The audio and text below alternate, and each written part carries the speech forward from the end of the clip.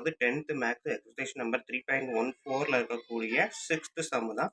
So பாருங்க கொஸ்டினை பாருங்க.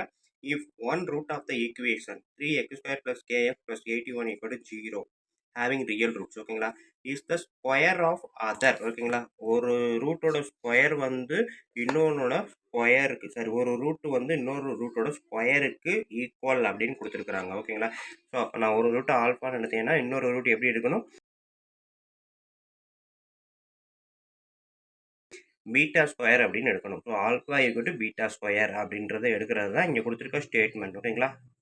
ஸோ இதை வச்சு நம்ம என்ன பண்ணணும், கேவோட வேல்யூ கண்டுபிடிக்க போகிறோம். ஸோ இதை கண்டுபிடிக்கிறதுக்கு இப்போ வாங்க நம்ம கிளாஸ்க்குள்ளே போகலாம். ஸோ இங்கே கொடுத்துருக்க கொஸ்டினை நான் எடுத்து எழுதியிருக்கேன். 3x² + kx + 81 = 0 alpha equal to beta square ஓகேங்களா. ஏன்னா ட்வைஸ் த அதர் அப்படின்னு one root is square of the other அப்படின்னு தான், ஸ்கொயர் ரூட் கிடையாது, ஸ்கொயர் ஆஃப் த அதர்னு தான் கொடுத்துருக்காங்க ஓகேங்களா. One root is the square of the other அப்படின்னு கொடுத்துருக்காங்க. ஸோ அப்போ பீட்டான்றது ஆல்ஃபான்றது அடுத்த ரூட்டோட ஸ்கொயர் தான் அப்படின்றத இங்கே எழுதியிருக்கோம் ஓகேங்களா. ஸோ இப்போ இது நம்மளுக்கு வழக்கம் போல் general equation, quadratic equation ax² + bx + c. So x² முன்னாடி என்ன இருக்கோ அதுதான் a, எக்ஸுக்கு முன்னாடி என்ன இருக்கோ அதுதான் b, constant term c. So sum of the roots alpha + beta = -b/a. So bன்றப்ப kன்றப்ப -k/aக்கு பதிலாக 3. Product of the roots = alpha beta = c/a. 81 / 3 cut பண்ணிங்க அப்படின்னா 27 3s are 81. ஸோ அது இதை கட் பண்ணால் 27 ஆன்சர் கிடைக்கும் ஓகேங்களா. ஸோ 2 கண்டுபிடிச்சாச்சு. ஸோ இப்போ எனக்கு ஆல்ஃபா பீட்டா இதுலேருந்து அப்ளை பண்ணி நம்ம ஆல்ஃபா பீட்டாவை கண்டுபிடிச்சா தான் இங்கே போட்டிங்கன்னா நம்மளுக்கு கேவோட வேல்யூ கிடைக்கும் ஓகேங்களா. ஸோ அப்போ ஆல்ஃபா பீட்டாவை தான் நான் இங்கே யூஸ் பண்ண போகிறேன். அதனால் செகண்ட் ஈக்குவேஷன் போன சம்மில் இதே தான், ஆல்ஃபா பீட்டாவில் அப்ளை பண்ணால் தான் அதுலேருந்து நம்மளுக்கு இங்கே தான் ஏ இருந்திருக்கும். ஸோ அப்போ அதில் ஆல்ஃபா பீட்டாவை கண்டுபிடிச்சி அதில் போட்டிங்கன்னா அந்த வேல்யூவை கண்டுபிடிக்கிறது ரொம்ப easy.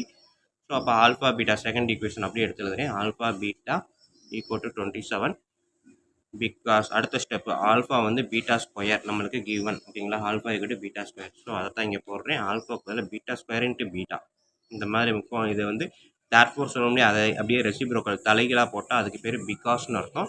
So because alpha = b square ஓகேங்களா. ஸோ அதனால் beta square into beta = 27 multiple பண்ணிங்கன்னா இது பீட்டா ஸ்கொயர், இது பவர் 1.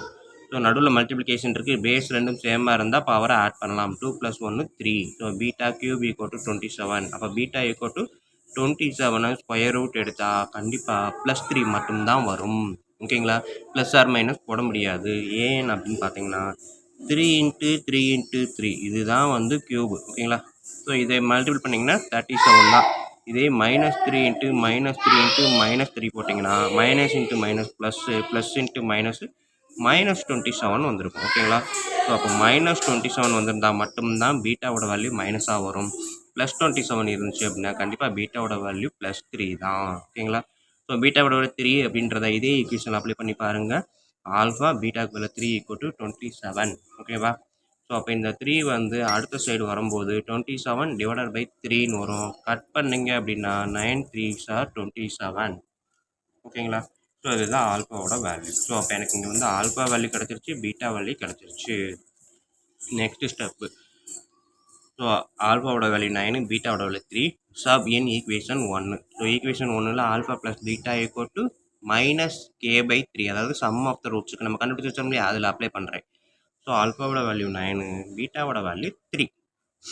9 + 3 என்ன வரும் 12 = -k/3 ஓகேங்களா. ஸோ நெக்ஸ்ட்டு டிவிஷனில் இருக்கக்கூடிய 3 இந்த சைடு போகும்போது மல்டிப்ளிகேஷனாக மாறும். அதை தான் இங்கே 12 × 3ன்னு எழுதியிருப்பேன். இந்த -kவை அப்படியே இந்த சைடு எழுதியிருக்கேன் ஓகேங்களா. அப்போ -k = 12 × 3 அப்படின்றப்ப 36. அப்போ k = என்னது -36 ஓகேங்களா.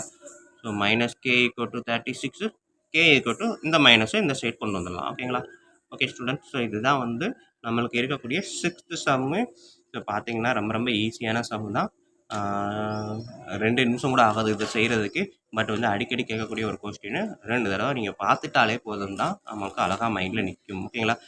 ஒரு 2 தடவை எழுதி பாருங்கள், அப்படி இல்லைன்னா ஒரு 4 தடவை வீடியோவை பாருங்கள். ஸோ 2ல் எது பெஸ்ட்டு உங்களுக்கு அதான் சூஸ் பண்ணுவோம். ஏன்னா 2 தடவை எழுதி பார்த்துட்டிங்கன்னா ஜென்மத்துக்கும் மறக்காது. நீங்களாகவே எழுதி பார்த்துட்டிங்க அப்படின்னா கேர்லெஸ் மிஸ்டேக் எதுவும் வராது ஓகேங்களா. ஸோ அதுக்காக தான் சொல்கிறேன். மேக்ஸை பொறுத்த வரைக்கும் ரிப்பீட்டடாக நம்ம எழுதி பார்த்தீங்கன்னா மட்டும்தான் பெஸ்ட்டாக வர முடியும் ஓகேவா ஸ்டூடெண்ட். ஸோ வீடியோ பிடிச்சிருந்தது அப்படின்னா கண்டிப்பாக லைக் பண்ண மறக்காதீங்க. அப்படியே உங்கள் நண்பர்களுக்கும் ஷேர் பண்ண மறக்காதீங்க. நன்றி. அடுத்த வீடியோவில் பார்ப்போம்.